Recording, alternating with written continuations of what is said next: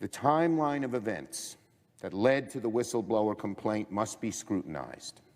The nature of President Trump's communications with President Putin, as well as Ukrainian President Zelensky, should be requested and provided, with special focus on the phone call that took place with Mr. Putin a few days after the Zelensky call on July 25th. The timing of the departures of the United States ambassador to Ukraine and the former director of national intelligence and his principal deputy must be investigated, as well as the movements of President Trump's personal attorney, Rudy Giuliani, the correspondence between him and the White House, and his interactions with foreign governments. We must learn what actions President Trump or his aides took to hold congressionally directed security aid to Ukraine, and why, and more besides. The answers to these questions and others can be pursued by the House committees involved in the impeachment inquiry, and that is precisely what the inquiry is for. The release of the transcript of one of President Trump's calls with President Zelensky, which just came out, will not assuage our concerns or the public's concerns.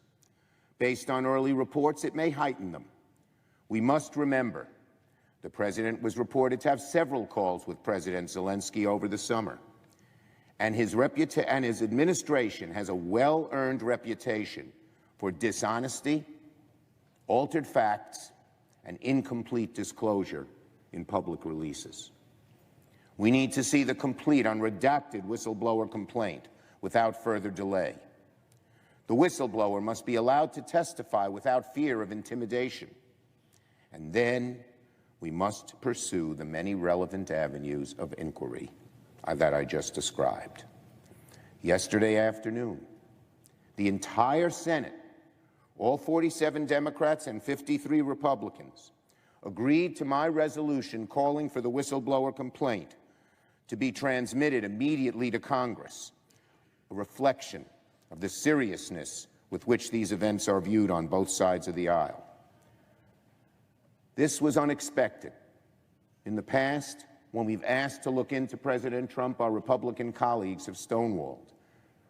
But to their credit, they realized the seriousness of this situation and unanimously agreed to support our resolution. I hope, I pray, it is a harbinger of things to come. We'll look at the facts, not the politics, and come to conclusions. Because without doubt, the White House and the President's congressional allies will rush to call this effort a partisan witch hunt, no matter how serious the allegations or how even-handed the inquiry.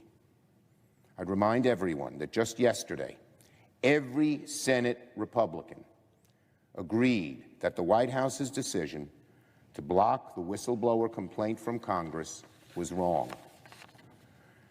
There was unanimous bipartisan agreement in the Senate on that point. Not a single senator objected. But let me be clear, nonetheless, because I know accusations of partisanship are already being written. This inquiry was not taken up for partisan reasons, and it does not prejudge an outcome. Our framers, in their wisdom, assigned to one chamber of commerce the right to accuse, and to the other the right to judge. The House of Representatives will investigate and determine whether sufficient evidence exists to accuse the President of an impeachable offense or impeachable offenses. If it comes to that, the Senate will be the scene of the trial, the senators the jurors. We must take our responsibility with the utmost gravity. Our framers, not trusting our liberty to one branch of government alone, afraid of the ever-present danger of tyranny of an overreaching executive, provided a remedy to Congress should the executive attempt to subvert or violate the Constitution of the United States. We are not yet at the stage where any judgments can be made one way or the other.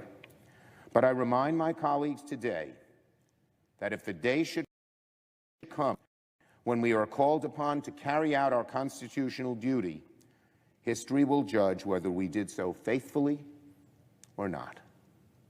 History will judge if each of us acted as a solemn juror of democracy who placed fidelity to the Constitution and our system of government above the narrow considerations of partisan politics.